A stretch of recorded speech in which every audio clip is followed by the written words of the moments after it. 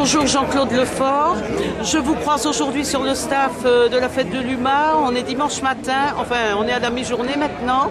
J'aimerais que vous puissiez vous exprimer. Oui, là, nous sommes dimanche 13h. Oui. La fête s'achemine vers sa fin. La pluie aussi a pris fin, donc oui, je pense que ça va se terminer dans de bonnes conditions. Et nous sommes toujours dans un débat sur la question palestinienne et du conflit israélo-palestinien.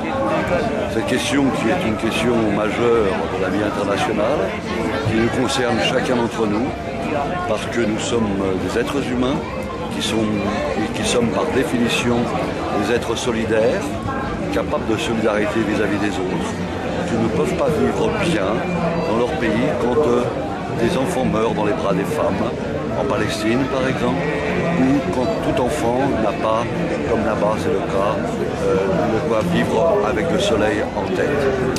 Et aussi parce que si nous avons la Palestine au cœur, à bien regarder les choses de près, quand on fait de la politique, la géostratégie politique, on voit bien qu'aujourd'hui, non seulement nous avons la Palestine au cœur, mais que la Palestine est devenue le cœur du monde. Je veux dire par là que c'est par là que passe l'infarctus. C'est par là que passe l'avenir de la civilisation internationale. C'est par là que passe le devenir de l'humanité. Est-ce que nous saurons ou non vivre dans un monde humain respectueux du droit international, ou bien est-ce que nous allons vers un choc des civilisations, vers une sorte de barbarie à visage totalement inhumain.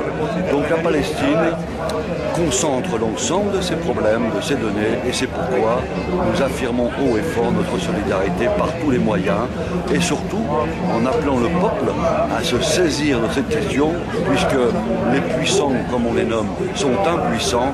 La seule puissance qui existe aujourd'hui pour sortir de l'impasse, c'est la puissance des peuples, dont le peuple français. Je vous remercie beaucoup. Bonne soirée. Au revoir, monsieur.